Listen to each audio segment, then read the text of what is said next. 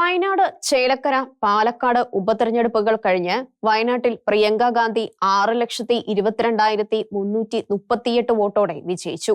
സമ്മതിദാനാവകാശം വിനിയോഗിച്ചവരിൽ 64.99% പ്രിയങ്കയ്ക്ക് വോട്ട് രേഖപ്പെടുത്തി. ഇടതുമുന്നണിയുടെ CPIയിലെ സത്യൻ മൊകേരിക്ക് 2,11,407 വോട്ടാണ് ലഭിച്ചത്. 22.08%. ഭാരതീയ ജനതാ പാർട്ടിയുടെ നവ്യ ഹരിദാസിന് 1,99,039 വോട്ട് ലഭിച്ചു. 11.48%. ബാക്കി 13 സ്ഥാനാർത്ഥികളിൽ ആർക്കും 1% പോലും വോട്ട് ലഭിച്ചില്ല. നോട്ടയ്ക്ക് 5,406 വോട്ട് ലഭിച്ചു. 0.56%. പ്രിയങ്കയ്ക്ക് തൊട്ടടുത്ത എതിരാളിയേക്കാൾ 4,10,931 വോട്ടാണ് കൂടുതൽ ലഭിച്ചത്. 2024 പൊതുതെരഞ്ഞെടുപ്പിൽ രാഹുൽ ഗാന്ധിക്ക് ലഭിച്ച 3,64,422 വോട്ടിന്റെ ഭൂരിപക്ഷം പ്രിയങ്ക മറികടന്നു. എന്നാൽ 2024 ജൂണിൽ നടന്ന പൊതുതെരഞ്ഞെടുപ്പിൽ രാഹുലിന് കിട്ടിയ 6,47,445 വോട്ട് പിടിക്കാൻ ഇക്കുറി പ്രിയങ്കയ്ക്കായില്ല. രാഹുലിന് 59.69% വോട്ടാണ് ലഭിച്ചത്. രാഹുലിനെതിരെ മത്സരിച്ച CPIയുടെ ആനി രാജ 2,83,023 വോട്ട് നേടിയിരുന്നു. 26.09%. അത് സത്യൻ മൊകേരി വന്നപ്പോൾ 2.11 ലക്ഷമായി. BJPയുടെ K സുരേന്ദ്രൻ 1,41,045 വോട്ട് നേടിയിരുന്നു. ആകെ പോൾ ചെയ്തതിന്റെ 13%. അതിനേക്കാൾ 40,000 വോട്ട് കുറവാണ് നവ്യ ഹരിദാസിന്. പൊതുതെരഞ്ഞെടുപ്പിൽ നോട്ടയ്ക്ക് 6,999 വോട്ട് കിട്ടിയിരുന്നു. 0.65%. അതും ഗണ്യമായി കുറഞ്ഞു. ചേലക്കരയിൽ CPMലെ UR പ്രദീപ് 64,827 വോട്ട് നേടി വിജയിച്ചു. 12,201 വോട്ടിന്റെ ഭൂരിപക്ഷം നേടി. കോൺഗ്രസിലെ രമ്യ ഹരിദാസ് 52,626 വോട്ട് നേടി രണ്ടാമതെത്തി. BJPയുടെ K ബാലകൃഷ്ണൻ 33,609 വോട്ടാണ് ലഭിച്ചത്. ഡെമോക്രാറ്റിക് മൂവ്മെന്റ് ഓഫ് കേരളയുടെ അൻവറിന്റെ സ്ഥാനാർത്ഥി NK സുധീരൻ 3,920 വോട്ട് കിട്ടി. നോട്ടയ്ക്ക് 1,034 വോട്ടും. 72.51% ഇക്കുറി വോട്ട് ചെയ്തത്. 2021 77.04% പോളിംഗ്. 2021 CPMലെ K രാധാകൃഷ്ണന് 83,415 വോട്ട് ലഭിച്ചിടത്താണ് പ്രദീപിന് 64,827 വോട്ടായത്.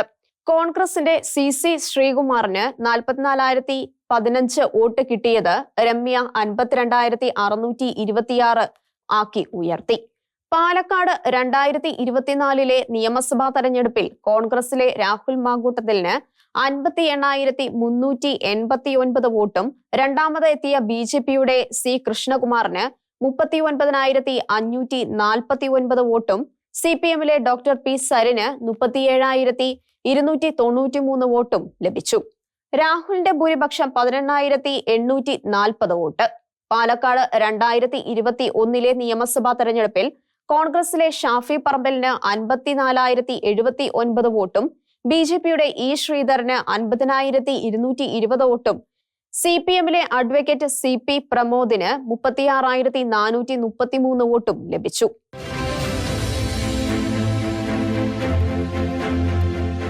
ഉപതെരഞ്ഞെടുപ്പിൽ 2 വിജയിച്ച ജനാധിപത്യ മുന്നണി പക്ഷേ 3 കഴിഞ്ഞ തെരഞ്ഞെടുപ്പിനേക്കാൾ കൂടുതൽ തിളക്കമുള്ള ജനവിധിയാണ് സ്വന്തമാക്കിയത്.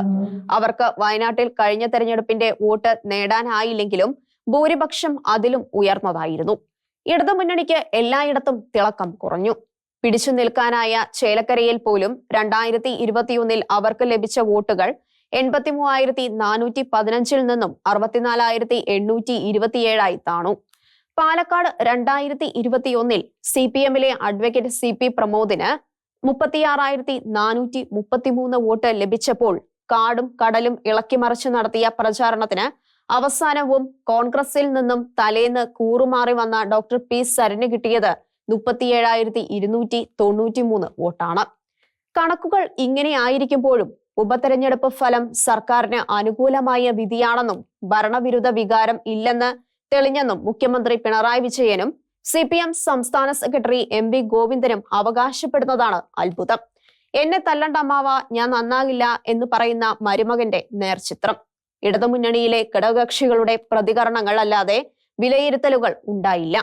പാലക്കാട് 2021 900 വോട്ട് കൂടി എന്ന പിണറായിയുടെ അവകാശവാദത്തെ പരിഹസിച്ച് സതീശൻ ചോദിച്ചു, 15,000 പുതിയ വോട്ടർമാർ വന്നു, അതിലൊന്നും CPMന് കിട്ടിയില്ലേ? വയനാട്ടിൽ 75,000 വോട്ട് കുറഞ്ഞതോ? വയനാട്ടിൽ CPIയുടെ സത്യം മൊകേരിക്ക് വോട്ട് കുറഞ്ഞതും അവിടെ പ്രചാരണ രംഗത്തു നിന്നും CPM മാറി നിന്നതും എല്ലാം അവർക്കെങ്കിലും വിഷയമാകും. ഇത്തരം സമീപനങ്ങളാണ് മുന്നണികളെ പരാജയപ്പെടുത്തുന്നത്. ഉപതെരഞ്ഞെടുപ്പ് ഫലങ്ങൾ ജനാധിപത്യ മുന്നണിയുടെ കണ്ണ് മഞ്ഞളിപ്പിക്കാതിരുന്നാൽ അവർക്ക് നല്ല പ്രതീക്ഷയ്ക്ക് വകയുണ്ട്. പക്ഷേ മഹാരാഷ്ട്രയിൽ ലോക്സഭാ തെരഞ്ഞെടുപ്പിൽ കിട്ടിയ വൻ വിജയത്തിൽ അഹങ്കരിച്ച് പരസ്പരം കാലുവാരിയതുപോലുള്ള ചരിത്രം ആവർത്തിച്ചാൽ തെരഞ്ഞെടുപ്പ് ചിത്രവും മാറും.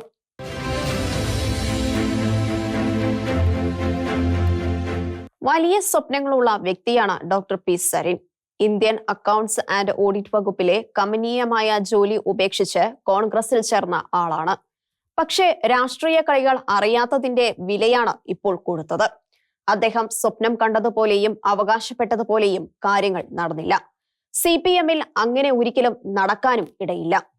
കോൺഗ്രസിലെ സാമാന്യം ആദരമുള്ള സ്ഥാനവും 2025 എങ്കിലും ജയിക്കാവുന്ന നല്ല മണ്ഡലവും കിട്ടുമായിരുന്ന സാധ്യതകൾ ഇല്ലാതാക്കിയാണ് അദ്ദേഹം മത്സരിക്കാൻ തയ്യാറായത്. CPMന് തങ്ങൾ കാത്തിരുന്ന നേർച്ചക്കോഴിയെ കിട്ടിയ സന്തോഷമായി. പാലക്കാട് CPM സ്ഥാനാർത്ഥിയെ പ്രഖ്യാപിച്ചാൽ 40,000 വോട്ട് കിട്ടുമെന്നും ആര് സ്ഥാനാർത്ഥിയായാലും പാർട്ടി സംവിധാനം എണ്ണയിട്ട യന്ത്രം പോലെ പ്രവർത്തിക്കുമെന്നും തന്നെ സ്നേഹിക്കുന്ന കോൺഗ്രസുകാർ കൂടി സഹായിക്കുന്നതോടെ വിജയം ഉറപ്പാണെന്നും അദ്ദേഹം കരുതിയിരുന്നു. വോട്ടെടുപ്പ് കഴിഞ്ഞ ദിവസം 50,000 പാർട്ടി വോട്ടുകൾ പോൾ ചെയ്തതായും അദ്ദേഹം അവകാശപ്പെട്ടതാണ്. ഇതായിരുന്നു അവർക്ക് ലഭിച്ച ഗ്രൗണ്ട് റിപ്പോർട്ട്. എങ്കിൽ പാർട്ടി സംവിധാനത്തിനും വലിയ തകരാർ ഉണ്ടെന്ന് വ്യക്തം. കേഡർ പാർട്ടിക്ക് കേഡറുകളെ പോളിംഗ് ബൂത്തിൽ എത്തിക്കാനായില്ലെന്നത് അവരുടെ കേഡർ സ്വഭാവത്തിന് തന്നെ അപമാനമാണ്. പക്ഷേ അദ്ദേഹത്തിന് സമാശ്വസിക്കാം. പാലക്കാട് BJP ജയിക്കരുതെന്ന് അദ്ദേഹത്തിന്റെ ആഗ്രഹം സഫലമായി. അതിന് അദ്ദേഹം സ്വീകരിച്ച മാർഗം തെറ്റിപ്പോയി. തെറ്റിൽ തന്നെ തുടരുന്നതിനേക്കാൾ നല്ലത് തെറ്റ് തിരുത്തുന്നതാണ്. 2021 ശ്രീധരൻ ജയിക്കാതിരിക്കുവാൻ CPM 4,000 വോട്ട് ഷാഫിക്ക് മറിച്ചു കൊടുത്തിരുന്നു എന്നാണ് സരിൻ പറഞ്ഞിരുന്നത്. അത് പാർട്ടി പിന്നീട് വിലക്കിയിരുന്നു. അതുപോലെ ഇക്കുറിയും ഉണ്ടായോ ആവോ?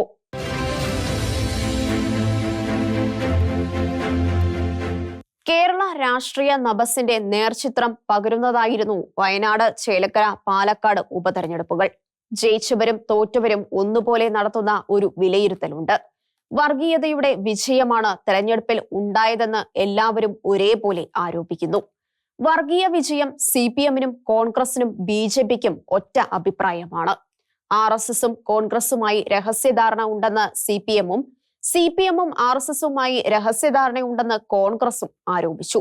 മുസ്ലിം പാർട്ടികളുടെ തോളിലിരുന്നാണ് കോൺഗ്രസ് മത്സരിക്കുന്നതെന്ന് CPMും എക്കാലവും ജമാഅത്തെ ഇസ്ലാമിക്കാരുടെ തോളിൽ കൈയിട്ട് നടക്കുന്നവരാണ് CPM എന്ന് കോൺഗ്രസും ആരോപിച്ചു. CPM ഇപ്പോൾ മൃദു ഹിന്ദുത്വ കാർഡാണ് ഉപയോഗിക്കുന്നതെന്നും കോൺഗ്രസ് ആരോപിക്കുന്നു. പാലക്കാട് BJPക്ക് വോട്ട് കുറഞ്ഞതിൽ മുഖ്യമന്ത്രിക്ക് വല്ലാത്ത സങ്കടമാണ് എന്ന് പ്രതിപക്ഷ നേതാവ് VD സതീശൻ പരിഹസിക്കുന്നു. കോൺഗ്രസും CPMും മുസ്ലിം വർഗീയ കാർഡ് കളിക്കുന്നതായി BJP കുറ്റപ്പെടുത്തുന്നു. ഹിന്ദുത്വത്തിനായി നിലകൊള്ളുന്ന സംഘപരിവാർ കുടുംബാംഗമായ BJP ഹിന്ദുവികാരം വോട്ടാക്കുന്നവരാണ് എന്ന് ആർക്കാണ് സംശയം? മുസ്ലിം ലീഗ് മതേതര കക്ഷിയാണെന്ന് അവകാശപ്പെടുന്നത് പോലെ അവരും മതേതരത്വം അവകാശപ്പെടാം. ഭരണഘടനയുടെ ആമുഖത്തിൽ അടിയന്തരാവസ്ഥ കാലത്ത് ഇന്ദിരാഗാന്ധി കൂട്ടിച്ചേർത്ത മതേതരത്വം എന്ന വാക്ക് റദ്ദാക്കണം എന്നാവശ്യപ്പെട്ട് സുപ്രീം കോടതിയെ സമീപിച്ചത് അവരുടെ MPമാരിൽ ഒരാളാണ്. മതേതര പാർട്ടികളുടെ വർഗീയ പ്രീണനം കാണുമ്പോൾ ഭാരതത്തിലെ രാഷ്ട്രീയ പാർട്ടികൾ പറയുന്ന മതേതരത്വത്തെക്കുറിച്ച് ചിന്തിക്കുന്ന മനുഷ്യർക്ക് മനസ്സിലാവാതെ വരികയാണ്. വയനാട്ടിൽ പ്രിയങ്ക ഗാന്ധിക്ക് വേണ്ടി വലിയ തോതിൽ മുസ്ലിം ധ്രുവീകരണം ഉണ്ടായി എന്നത് സത്യമാണ്. ലീഗ് സ്ഥാനാർത്ഥി നിന്നാൽ ഉണ്ടാകാത്ത ഏകീകരണം, മുസ്ലിം വ്യക്തി നിയമ കാര്യത്തിൽ പ്രിയങ്കയുടെ അച്ഛനും വഖഫ് നിയമകാര്യത്തിൽ മൻമോഹൻ സിംഗും അവർക്കു വേണ്ടി ചെയ്ത വലിയ കാര്യങ്ങൾ കേരളത്തിലെ മുസ്ലിമുകൾ മറക്കുന്നില്ല എന്നത് സത്യം. ഭാരതീയ ജനതാ പാർട്ടിയെ ഇല്ലാതാക്കുവാൻ മുസ്ലിം പ്രസ്ഥാനങ്ങൾ പ്രകടിപ്പിച്ച ആവേശം ചെറുതായിരുന്നില്ല. മുസ്ലിമുകൾ സാമുദായികമായി ചിന്തിക്കുന്നത് മതേതരത്വം, ഹിന്ദുക്കൾ ചിന്തിക്കുന്നത് വർഗീയത എന്ന് പറയുന്ന ബുദ്ധിജീവികളോടാണ് സങ്കടം. ക്രൈസ്തവർക്ക് നല്ല വേരോട്ടമുള്ള വയനാട്ടിൽ വഖഫ് നിയമത്തിന്റെയും മറ്റും പേരിൽ ക്രൈസ്തവർക്കിടയിൽ ഉണ്ടായിട്ടുള്ള കോൺഗ്രസ് വിരോധം പ്രതീക്ഷിച്ച ഉപദ്രവം ഉണ്ടാക്കിയില്ല. എന്നാൽ ചില ക്രൈസ്തവ കേന്ദ്രങ്ങളിൽ BJPക്ക് വോട്ട് കൂടിയിട്ടുണ്ട്. അത് സൂചനയാണ്. വികാരങ്ങളെ വോട്ടാക്കണമെങ്കിൽ നല്ല നേതാക്കൾ വേണം, അവർ സംഘടിപ്പിക്കണം. ഒരു ജനതയ്ക്കിടയിൽ വികാരം ശക്തമാകുമ്പോൾ അതിനെ കൃത്യമായി നേതൃത്വം കൊടുക്കുവാനാകുന്ന നേതാക്കന്മാർ ആ സമൂഹത്തിൽ തന്നെ വേണം. ഇല്ലെങ്കിൽ ആ വികാരം തണുത്തുപോകും. പലരും ഇത്തരം സമീപനം കൊണ്ട് തന്നെ പ്രയോജനമില്ല എന്ന ചിന്തയിലേക്ക് വരും. ക്രൈസ്തവരുടെ ഇടയിൽ വളരുന്ന മുസ്ലിം പ്രീണന വിരുദ്ധ വികാരത്തിന്റെ ഇന്നത്തെ സ്ഥിതി അതാണ്. 1964 കേരളത്തിലെ ജനാധിപത്യചേരിയിൽ ഉണ്ടായ കോൺഗ്രസ് വിരുദ്ധ വികാരത്തെ ചാലുകീറാൻ കേരള കോൺഗ്രസിന് സാധിച്ചതു തന്നെ ഉദാഹരണം. ഇങ്ങനെ ഉണ്ടാകുന്നവർക്കും താത്വിക അടിത്തറ വേണം. പ്രസ്താവനകൾ പോരാ, പ്രവർത്തനവും വേണം. BJP നിലനിൽക്കുന്നത് ചിലർ നടത്തുന്ന ചാനൽ ചർച്ച കൊണ്ടല്ല, പിന്നെയോ RSS പ്രവർത്തനം കൊണ്ടാണ്. മുംബൈയിലെ BJP മുന്നണിയുടെ വിജയത്തിന് പിന്നിലും RSS ആണ്. BJP പോലുള്ള കക്ഷിക്ക് വേണ്ടത് ആ അഭിപ്രായങ്ങളോട് മൊത്തത്തിൽ യോജിക്കാവുന്ന, എന്നാൽ സ്വന്തമായി അഭിപ്രായം പറയാവുന്ന പാർട്ടികളാണ്. മഹാരാഷ്ട്രയിലെ ഷിൻഡെയെ പോലുള്ളവർ, അജിത് പവാറിനെ പോലുള്ളവർ, ചന്ദ്രബാബു നായിഡുവിനെ പോലുള്ളവർ ക്രൈസ്തവരിലെ വികാരം സ്വന്തമാക്കുന്ന ക്രൈസ്തവ പ്രസ്ഥാനങ്ങളെ വളർത്തുകയാണ് വേണ്ടത്. കാസ പോലുള്ളവർ രാഷ്ട്രീയത്തിൽ ഇറങ്ങണം, പ്രവർത്തകരെ സംഘടിപ്പിക്കണം. ഞങ്ങളുടെ സ്ത്രീകളെ ഹമാസുകാർ ബലാത്സംഗം ചെയ്തപ്പോൾ കോടതി എവിടെയായിരുന്നു? ഞങ്ങളുടെ കുഞ്ഞുങ്ങളെയും വൃദ്ധരെയും വരെ കശാപ്പ് ചെയ്തപ്പോൾ അവർ എവിടെയായിരുന്നു? ഞങ്ങളുടെ ആൾക്കാർ ബന്ദികളായി കഴിയുന്നതിൽ അവർക്ക് എന്താണ് പറയാനുള്ളത് എന്ന് ചോദിക്കുന്ന ഇസ്രയേൽ പ്രധാനമന്ത്രി നെതന്യാഹുവിന്റെ സമുദായ സ്നേഹമുള്ളവർ ഉയരണം.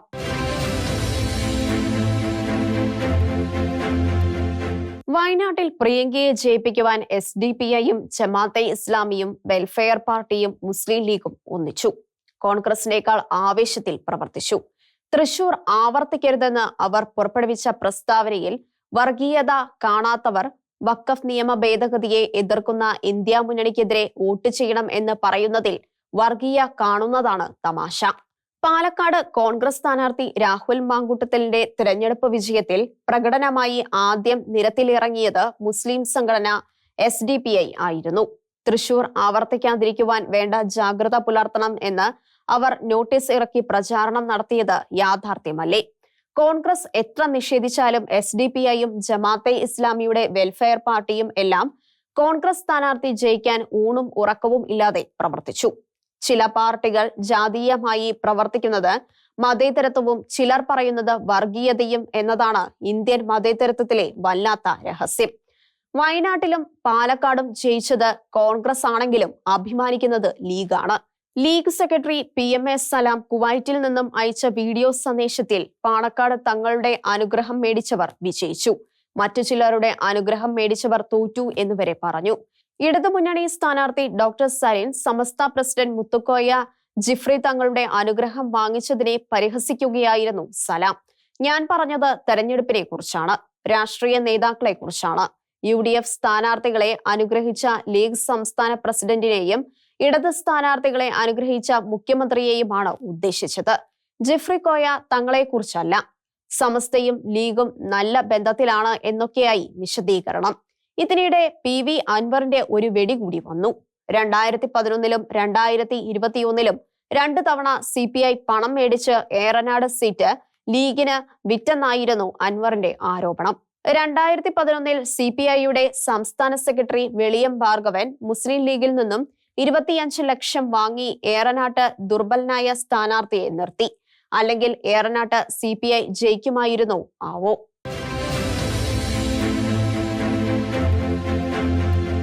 CPMന് എത്ര തൂത്താലും മായാത്ത കറയായി മാറി പാലക്കാട് സരിൻ തരംഗം എന്ന പേരിൽ മുസ്ലിം പത്രങ്ങളിൽ മാത്രം കൊടുത്ത ഫുൾ പേജ് പരസ്യം.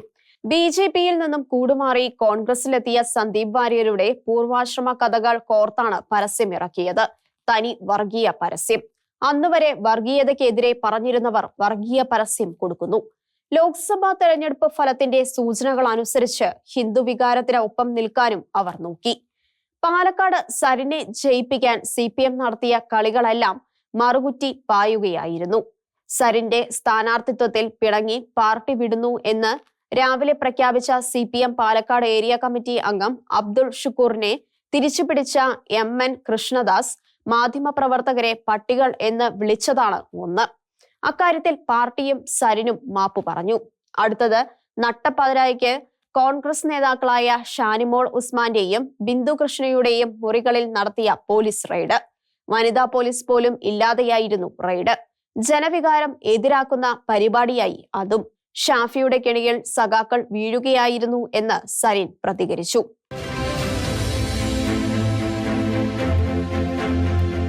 ചേലക്കരയിൽ CPMന് ഭൂരിപക്ഷം കുറഞ്ഞതും പാലക്കാട് കോൺഗ്രസ് പിടിച്ചതും വർഗീയ ശക്തികളുടെ പിന്തുണ മൂലമാണെന്ന് പിണറായി തീർത്തു പറഞ്ഞു.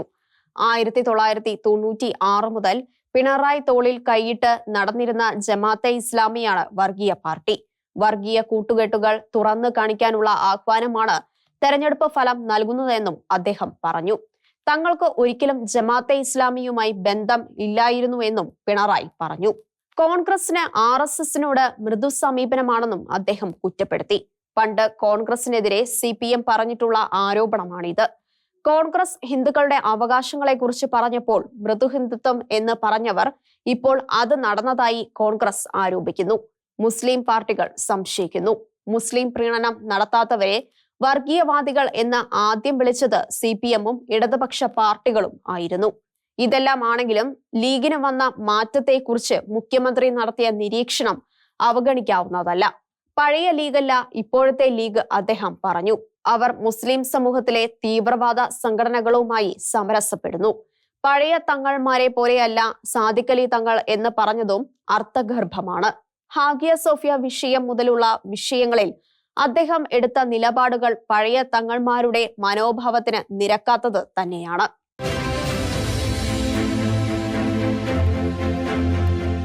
CPMന് ഒരിക്കലും ജമാഅത്തെ ഇസ്ലാമിയുമായി ബന്ധം ഇല്ലായിരുന്നെന്ന പിണറായിയുടെ വാക്കുകൾക്കെതിരെ ജമാഅത്തെ നേതൃത്വം ആഞ്ഞടിച്ചു.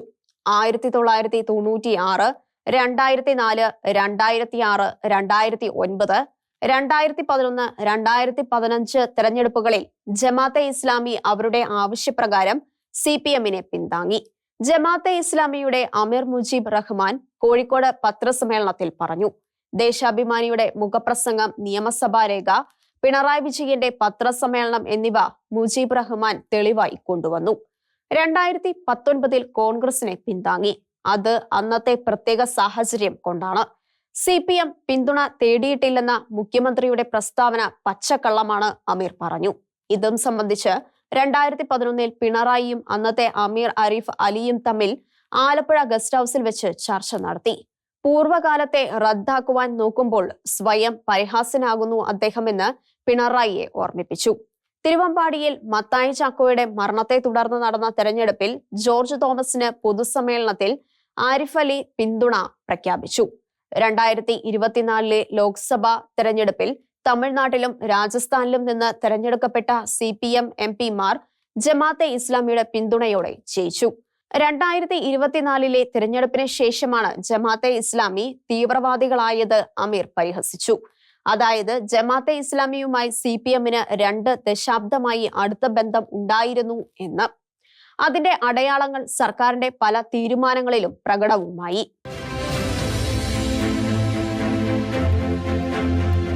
മുനമ്പം വിഷയത്തെ അവഗണിച്ചവർ സാമുദായികമായ ധ്രുവീകരണത്തിന് മുനമ്പം നിമിത്തമാകുന്നു എന്ന് കണ്ടപ്പോൾ കയറും പൊട്ടിച്ച് ഓടിവന്ന് മുന്നിൽ കയറി നിന്നത് വോട്ടിനെ പേടിച്ചാണ്, അല്ലാതെ മതേതരത്വത്തിന്റെ തീക്ഷ്ണത കൊണ്ടല്ല. ഉപതെരഞ്ഞെടുപ്പുകളിൽ ക്രൈസ്തവ വോട്ടുകളിൽ ആപൽക്കരമായ ചാഞ്ചാട്ടം ഉണ്ടാകും എന്ന് ഭയന്നില്ലായിരുന്നുവെങ്കിൽ മുനമ്പം വിഷയത്തിൽ ഇത്തരം ഒരു ഇടപെടൽ ഉണ്ടാകുമായിരുന്നു. പ്രതിപക്ഷവും സർക്കാരും ഉണർന്നത് അതുകൊണ്ടല്ലേ? മുനമ്പത്ത് വഖഫ് ഭൂമി കയ്യേറിയവരെ ഒഴിപ്പിക്കണം എന്ന് നിയമസഭയിൽ ആവശ്യപ്പെട്ട് ബഹളം ഉണ്ടാക്കിയതും മുസ്ലിം ലീഗാണ്. അവരുടെ നേതാവ് KPA മജീദാണ്. മുനമ്പം വിഷയത്തിൽ സാദിഖലി തങ്ങളും കുഞ്ഞാലിക്കുട്ടിയും പ്രകടിപ്പിച്ച മതേതരത്വത്തെ വാഴ്ത്തുന്നവർ വഖഫ് നിയമ ഭേദഗതി പാസ്സാക്കരുതെന്ന് കേരള നിയമസഭ ഏകകണ്ഠമായി പാസ്സാക്കിയതിൽ മതേതരത്വം കാണുന്നവരാണ്.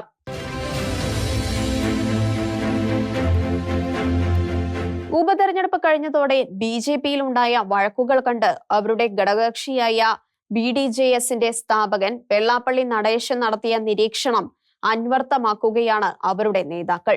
കെ സുരേന്ദ്രന് എതിരെ നീക്കവും ശക്തമാകുന്നുണ്ട്. നേതൃമാറ്റം ഇല്ലെന്ന് പാർട്ടിയുടെ പ്രഭാരി പ്രകാശ് ജാവേദ്കർ വ്യക്തമാക്കിയെങ്കിലും പരസ്യമായി എതിർപ്പ് പ്രകടിപ്പിക്കപ്പെടുന്നുണ്ട്. തെരഞ്ഞെടുപ്പ് ഫലം ചർച്ച ചെയ്യാൻ നവംബർ 27-ന് ചേർന്ന BJPയുടെ സംസ്ഥാന നേതൃയോഗത്തിൽ Krishnadas പക്ഷക്കാർ സംബന്ധിച്ചില്ല. PK Krishnadas, MT Ramesh, AN Radhakrishnan തുടങ്ങി 14 പേർ യോഗത്തിനെത്തിയില്ലെന്ന് സുരേന്ദ്രൻ സമ്മതിച്ചു. പുനഃസംഘടനയാണ് ഇപ്പോൾ പാർട്ടിയുടെ വിഷയം. ഡിസംബറിൽ മണ്ഡലം തെരഞ്ഞെടുപ്പ് പൂർത്തിയാകും. ജനുവരി, ഫെബ്രുവരി മാസത്തിൽ സംസ്ഥാന തെരഞ്ഞെടുപ്പ് നടക്കും. ഉപതെരഞ്ഞെടുപ്പിലുള്ള സ്ഥാനാർത്ഥികളെ നിശ്ചയിച്ചതിൽ തെറ്റുപറ്റി എന്ന വിമർശനം പാർട്ടിക്ക് ഉള്ളിൽ നിന്നും പുറത്തുനിന്നും ഉയരുന്നു. പാലക്കാട്ടെ സ്ഥാനാർത്ഥിയുടെ കാര്യത്തിൽ ഇക്കാര്യം തുടക്കം മുതലേ ഉണ്ടായിരുന്നു. ശോഭാ സുരേന്ദ്രന് വേണ്ടി ഫ്ലക്സുകൾ വരെ വെച്ചതാണ്. തൃശൂരിലെ സുരേഷ് ഗോപിയെ പോലെ എല്ലാവർക്കും സ്വീകാര്യയായ സ്ഥാനാർത്ഥി എന്ന നിലയിൽ മണ്ഡലത്തിൽ ചലനം ഉണ്ടാക്കുവാൻ കഴിയുന്നവരായിരുന്നില്ല 3 സ്ഥാനാർത്ഥികളും. പാലക്കാട് തെരഞ്ഞെടുപ്പിലെ സ്ഥാനാർത്ഥി നിർണയം പാളി എന്ന് ആരോപിച്ചാണ് തെരഞ്ഞെടുപ്പ് കാലത്ത് സന്ദീപ് വാര്യർ പാർട്ടി വിട്ടത്. അദ്ദേഹം തുടക്കം കുറിച്ച പ്രതിഷേധം ശക്തമാവുകയാണ്. തെരഞ്ഞെടുപ്പിന് ശേഷം നടന്ന പാലക്കാട് നഗരസഭാ കൗൺസിലിൽ കയ്യാങ്കളി വരെ എത്തി. BJP വോട്ട് എവിടെ പോയി എന്ന് ചോദിച്ച് പ്രതിപക്ഷമാണ് ബഹളം ആരംഭിച്ചത്. ചെയർപേഴ്സണായ പ്രമീള ശശിധരൻ സ്ഥാനാർത്ഥി നിർണയത്തിലെ അതൃപ്തി തുറന്നു പറഞ്ഞു. സ്ഥാനാർത്ഥിയുടെ തകരാറാണ് ദയനീയ തോൽവിക്ക് കാരണം അവർ പറഞ്ഞു. സാധാരണ വീട്ടമ്മയായ അവർ വികാരപരമായി പ്രതികരിക്കും എന്നാണ് സ്ഥാനാർത്ഥി കൃഷ്ണകുമാർ ആ വിമർശനത്തെ കണ്ടത്. എന്നാൽ മുതിർന്ന ദേശീയ കൗൺസിൽ അംഗം N ശിവരാജൻ നടത്തിയ വിമർശനത്തെ കൃഷ്ണകുമാർ ആദരവോടെ കണ്ടു. അദ്ദേഹം മണ്ഡലം പ്രസിഡന്റ് ആയിരുന്ന കാലത്ത് ബൂത്ത് പ്രസിഡന്റ് ആയിരുന്നു ഞാനെന്ന് കൃഷ്ണകുമാർ പറഞ്ഞു. വയനാട് മുൻ ജില്ലാ പ്രസിഡന്റ് KP മധു പാർട്ടി നേതൃത്വവുമായി ഉടക്കി പാർട്ടി വിട്ടു. ഗ്രൂപ്പ് കളിക്കാനും തമ്മിലടിക്കാനും BJP വേണമെന്നില്ലെന്ന് പറഞ്ഞ അദ്ദേഹം മറ്റു പാർട്ടികളുമായി ചർച്ച നടത്തുന്നതായാണ് റിപ്പോർട്ടുകൾ. പാലക്കാട് ഉണ്ടായത് ഗ്രൂപ്പ് കളിയാണ് അദ്ദേഹം പറഞ്ഞു. കാട്ടാന ആക്രമണത്തെ തുടർന്നുണ്ടായ വിവാദ പ്രസ്താവനകളെ തുടർന്ന് 2024 ഫെബ്രുവരിയിൽ നീക്കം ചെയ്യപ്പെട്ട പ്രസിഡന്റാണ് മധു. പകരം ജില്ലാ പ്രസിഡന്റ് ഇൻചാർജായി പ്രശാന്ത് മലവയൽ നിയമിതരായി. മധുവിന്റെ കാലത്ത് വയനാട്ടിൽ BJP ശക്തമായി. എന്നാൽ ഫെബ്രുവരിയിൽ കാട്ടാന ആക്രമണത്തിനെതിരെ പുൽപ്പള്ളിയിൽ നടന്ന അക്രമത്തിന് പിന്നിൽ ലോഹയിട്ട അക്രമി എന്ന അദ്ദേഹം നടത്തിയ പരാമർശം വിവാദമായതിനെ തുടർന്നാണ് അദ്ദേഹത്തെ മാറ്റിയത്. പാലക്കാടും വയനാട്ടിലും വഖഫ് വിരുദ്ധ വോട്ടുകൾ സമാഹരിക്കുന്നതിന് സാധിക്കുന്ന സ്ഥാനാർത്ഥികളെ നിർത്താനായില്ല എന്ന് മധു കുറ്റപ്പെടുത്തി. ബത്തേരി കോഴക്കേസോടെയാണ് K സുരേന്ദ്രനും പ്രശാന്ത് മലവയലും കൂട്ടായതെന്ന് മധു ആരോപിച്ചു. എന്നാൽ സ്ഥാനാർത്ഥി നിർണയത്തിൽ അപാകതയില്ല എന്ന കാര്യത്തിൽ K സുരേന്ദ്രൻ വിശദീകരിച്ചു. BJPയുടെ കോഴിക്കോട് ജില്ലാ കമ്മിറ്റി ഓഫീസായ മാരാർജി ഭവനത്തിന് ചുറ്റും സേവ് BJPക്കാരുടെ വകയായി പ്രത്യക്ഷപ്പെട്ട പോസ്റ്ററിൽ പാർട്ടി സംസ്ഥാന പ്രസിഡന്റ് K സുരേന്ദ്രൻ, മുൻ കേന്ദ്രമന്ത്രി V Muraleedharan, vice president P Raghunath എന്നിവരടങ്ങുന്ന കുർവ സംഘത്തിന്റെ കയ്യിലായി എന്ന് പരിഹസിക്കുന്നു. അത്ര കേഡർ ഒന്നുമല്ല BJP എന്ന് ഒരിക്കൽ കൂടി വ്യക്തമാകുന്നു.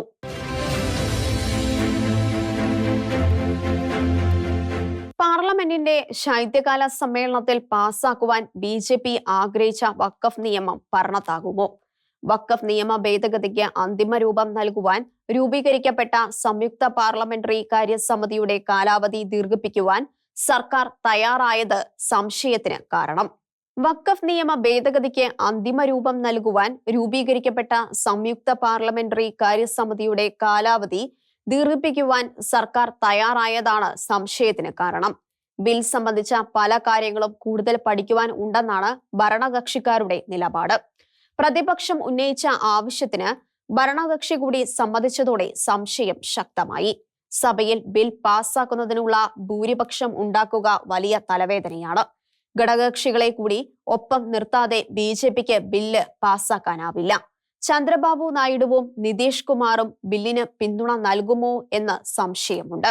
മുസ്ലിം നേതാക്കൾ അവരെ സ്വാധീനിച്ചതായാണ് വാർത്ത. അതുകൊണ്ടുകൂടിയാവണം സഭയുടെ ബജറ്റ് സമ്മേളനത്തിൽ ബിൽ അവതരിപ്പിച്ചാൽ മതിയെന്നും അതുകൊണ്ട് സംയുക്ത സമിതിയുടെ കാലാവധി ദീർഘിപ്പിക്കാമെന്നും തീരുമാനമായത്. നീട്ടിവെക്കുന്ന കാര്യങ്ങൾ പലപ്പോഴും നടക്കാറില്ല എന്നത് ചരിത്രം. വഖഫ് ബോർഡിന് ഇപ്പോൾ വല്ലവരുടെയും കൈവശം ഇരിക്കുന്ന ഭൂമി തിരിച്ചുപിടിക്കുവാൻ അവകാശം കൊടുക്കുന്ന നിയമം മതേതരത്വം. മുസ്ലിമുകൾ കൈവശം സൂക്ഷിക്കുന്ന ഹൈന്ദവ ആരാധനാലയങ്ങൾ തിരിച്ചു ചോദിക്കുന്നത് വർഗീയത. ഇതിനിടെ രാജ്യത്ത് വഖഫ് 58,929 സ്വത്തുക്കൾ കയ്യേറ്റം ചെയ്യപ്പെട്ടതായും അതിൽ 869 കേസുകളും കർണാടകത്തിലാണെന്നും ന്യൂനപക്ഷകാര്യ മന്ത്രി കിരൺ റിജിജു ലോക്സഭയിൽ അറിയിച്ചു.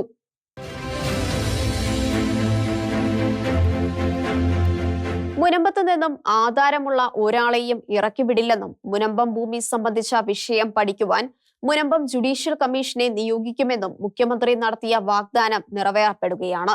2013 കേന്ദ്ര നിയമം നിലനിൽക്കുമ്പോൾ മുനമ്പം നിവാസികളെ സഹായിക്കുവാൻ സർക്കാരിന് സാധിക്കുന്ന രീതിയാണിത്. 2009 നിസാർ ജുഡീഷ്യൽ കമ്മീഷൻ വഖഫ് ഭൂമിയായി കണ്ട സ്ഥലമാണ് മുനമ്പം. ആ കണ്ടെത്തൽ അനുസരിച്ച് സർക്കാർ ഉത്തരവിറക്കുകയും ചെയ്തു. ഇപ്പോൾ മുനമ്പം വഖഫ് അല്ല എന്ന് മുസ്ലിം സംഘടനകൾ തന്നെ പറയുന്നു. ഈ പശ്ചാത്തലത്തിൽ മറ്റൊരു ജുഡീഷ്യൽ കമ്മീഷൻ അങ്ങനെ ശുപാർശ ചെയ്താൽ സർക്കാരിന് അതിനനുസരിച്ച് ഉത്തരവ് ഇറക്കാം. അതിലേക്കാവും സർക്കാരിന്റെ യാത്ര. ഇത്തരം ഉത്തരവുണ്ടായാൽ വഖഫ് ബോർഡിനും പിൻവാങ്ങാം. അതുകൊണ്ട് വഖഫ് സംരക്ഷണ സമിതി കോടതിയിൽ നിന്നും പിൻവാങ്ങണമെന്നില്ല.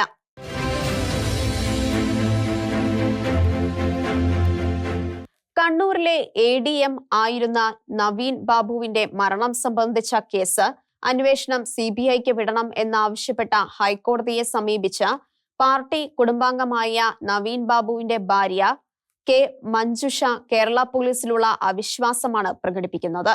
നവീൻ ബാബു കൈക്കൂലിക്കാരൻ എന്ന് വരുത്താൻ പോലീസ് ശ്രമിക്കുന്നതായി അവർ ആരോപിച്ചു. CBI അന്വേഷണം വേണ്ട എന്ന് പറയുന്ന CPM തങ്ങളുടെ കുടുംബത്തോട് ഒപ്പം അല്ലെന്നും അവർ വ്യക്തമാക്കുന്നു. നവീൻ ബാബുവിന്റെ മരണം ആത്മഹത്യ അല്ലെന്നും കൊലപാതകമാണെന്നും കുടുംബം കോടതിയിൽ ആരോപിച്ചു. കൊലപാതകം എന്ന് പറയുന്നത് എന്തുകൊണ്ട് എന്ന് ജസ്റ്റിസ് ബച്ചു കുര്യൻ തോമസ് ചോദിച്ചു. കേരള പോലീസിന്റെ അന്വേഷണം നീതിപൂർവമല്ലെന്ന് അവർ ആരോപിച്ചു. അതുകൊണ്ട് അന്തിമ റിപ്പോർട്ട് സമർപ്പിക്കുന്നത് തടയണം എന്നും അപേക്ഷിച്ചു. പക്ഷേ ഈ ആവശ്യം കോടതി അംഗീകരിച്ചില്ല. നവീൻ ബാബുവിന്റെ ഭാര്യ കെ മഞ്ജുഷ ഹൈക്കോടതിയെ സമീപിച്ചതും അവരുടെ ആവശ്യം പോലീസ് തിരസ്കരിച്ചതും ചീത്ത അടയാളങ്ങളാണ്. നീതിപൂർവമായ അന്വേഷണത്തിനുള്ള കുടുംബത്തിന്റെ ആവശ്യത്തെ സർക്കാർ എതിർക്കുന്നത് നീതിയല്ല. ഇക്കാര്യത്തിൽ ഇനി പാർട്ടി കുടുംബത്തോട് ഒപ്പം എന്ന് പറയാതിരിക്കുകയെങ്കിലും വേണം.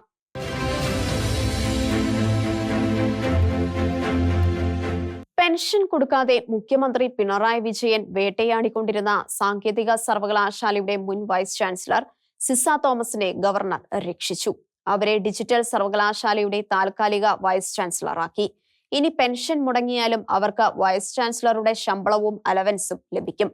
സർക്കാരിന്റെ ഇഷ്ടത്തിനെതിരെ ഗവർണർ കൊടുത്ത നിയമനം സ്വീകരിച്ച അവരെ ക്രൂശിക്കുവാൻ ഉന്നത തലത്തിൽ നടക്കുന്ന കളികൾ ഇനി അവരെ സാമ്പത്തികമായി ബാധിക്കില്ല.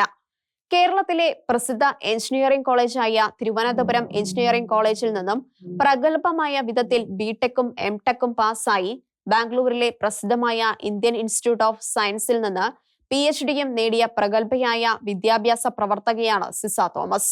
1991 ജൂൺ 21 സർവീസിൽ പ്രവേശിച്ചു. നിരവധി ഗവേഷണ പ്രബന്ധങ്ങളും അക്കാദമിക നേട്ടങ്ങളും കൈവരിച്ച മഹതി സംസ്ഥാനത്തെ എഞ്ചിനീയറിംഗ് കോളേജുകളിലെ പോളിടെക്നിക്കുകളിലും ബേസ് പദ്ധതി നടപ്പാക്കിയതിന് 2010 അവരെ കേരള സർക്കാർ പ്രശംസിച്ചു. 2014 മികച്ച പ്രവർത്തനത്തിന് അവർക്ക് കേരള സർക്കാരിന്റെ പ്രശംസ ലഭിച്ചു. സാങ്കേതിക വിദ്യാഭ്യാസ വകുപ്പ് ജോയിന്റ് ഡയറക്ടറായിരുന്ന സിസ തോമസിനെ 2022 നവംബറിൽ ചാൻസലർ കൂടിയായ ഗവർണർ ആരിഫ് മുഹമ്മദ് ഖാൻ സാങ്കേതിക സർവകലാശാല vice ചാൻസലറാക്കി.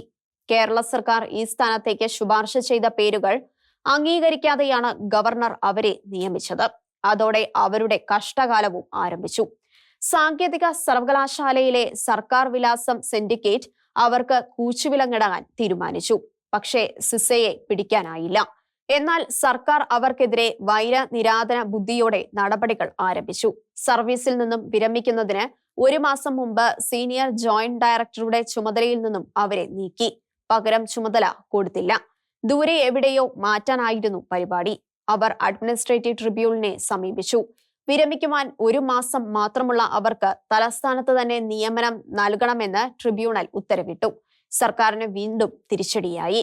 Barton hill engineering college പ്രിൻസിപ്പളായി നിയമിച്ചു. തുടർന്ന് മെമ്മോ നൽകി. സർക്കാർ അനുമതി ഇല്ലാതെ വൈസ് ചാൻസലറായി എന്നതായിരുന്നു കുറ്റം. സിസയുടെ വാദം ഇക്കുറിയും അഡ്മിനിസ്ട്രേറ്റീവ് ട്രിബ്യൂണൽ അംഗീകരിച്ചു. എന്നാൽ അവർക്കെതിരെ പറയുന്ന ആരോപണങ്ങളിൽ വിശദീകരണം ചോദിക്കുവാൻ അഡ്മിനിസ്ട്രേറ്റീവ് ട്രിബ്യൂണൽ സർക്കാരിന് അനുമതി നൽകി. സർവീസിൽ നിന്നും വിരമിക്കുന്ന 2023 മാർച്ച് 31 ഹിയറിംഗിന് അഡീഷണൽ സെക്രട്ടറിയുടെ മുന്നിൽ ഹാജരാകണമെന്ന് കാണിച്ച് മാർച്ച് 30 ഓഫീസ് സമയത്തിന് ശേഷം ഇമെയിലായി കത്തുകൊടുത്തു. വിരമിക്കൽ ദിവസമായതിനാലും പ്രിൻസിപ്പൽ എന്ന നിലയിലും മാർച്ച് 31 ബില്ലുകൾ മാറുന്നതടക്കമുള്ള ഉത്തരവാദിത്തങ്ങളും കാണിച്ച് ഹാജരാകുന്നതിനുള്ള അസൗകര്യം അറിയിച്ച് മറുപടി നൽകി. പെൻഷനും ആനുകൂല്യങ്ങളും ചോദിച്ചപ്പോൾ അച്ചടക്ക നടപടി തുടങ്ങിയതിനാൽ ഇപ്പോൾ നൽകാൻ ആവില്ലെന്ന് അറിയിച്ചു. സുപ്രീം കോടതി പറഞ്ഞിട്ടും അനുകൂല നടപടികൾ ഇല്ല. ഇപ്പോൾ പുതിയ കേസ് ഉണ്ടാക്കുകയാണ്. സിസ സാങ്കേതിക സർവകലാശാലയിലെ ഫയലുകൾ മോഷ്ടിച്ചു എന്നതാണ് പുതിയ കഥ. സർവകലാശാലയുടെ ബോർഡ് ഓഫ് ഗവർണേഴ്സ് ആണ് കഥ ഉണ്ടാക്കി പോലീസിൽ നൽകിയത്. VCയെ നിയന്ത്രിക്കുവാൻ സിൻഡിക്കേറ്റിന്റെ ഒരു സബ് കമ്മിറ്റിയെ നിയോഗിച്ചു. അത് തന്റെ വിയോജന കുറിപ്പടക്കം രാജ്ഭവനിലേക്ക് അയച്ചു. അവർ അയച്ച ഫയലുകൾ കാണുന്നില്ലെന്നാണ് ഇപ്പോഴത്തെ കണ്ടെത്തൽ. ഗവർണറും സർക്കാരുമായുള്ള വഴക്കിൽ സിസയെ ബലിയാടാക്കരുതെന്ന് അഡ്മിനിസ്ട്രേറ്റീവ് ട്രിബ്യൂണൽ ആവശ്യപ്പെട്ടിട്ടുണ്ട്. സുപ്രീം കോടതിയും ഇതുതന്നെ ആവശ്യപ്പെട്ടു. സർക്കാർ അനുമതിയില്ലാതെ VC പദവി ഏറ്റെടുത്തത് സുപ്രീം കോടതി ശരിവച്ചു. എന്നിട്ടും പീഡനം തുടരുകയാണ്. ആരും പ്രതികരിക്കുന്നും ഇല്ല. ഗവർണർ നിയമിച്ച മറ്റൊരു താൽക്കാലിക വൈസ് ചാൻസലറോടും കാണിക്കാത്ത ക്രൂരത സിസയോട് കാണിക്കുന്നത് എന്തുകൊണ്ട് എന്ന ചോദ്യവും ശക്തമാണ്. ഇത്തരം സർക്കാർ ഭീകരതയ്ക്കെതിരെ ജനങ്ങളുടെ ശക്തി ഉണരേണ്ട സമയമായിരുന്നു ഉപതെരഞ്ഞെടുപ്പുകൾ. അവർ സർക്കാരിന് നല്ല താക്കീത് കൊടുത്തു. ഗവർണറും തനിക്കുള്ള സാധ്യത പ്രയോഗിച്ചു. കേസുകളും വാദപ്രതിവാദങ്ങളും തീർച്ചയാണ്. പക്ഷേ സിസയ്ക്ക് ലഭിച്ചത് നീതി തന്നെയാണ്. സിസ തോമസിന് ശമ്പളം കിട്ടും.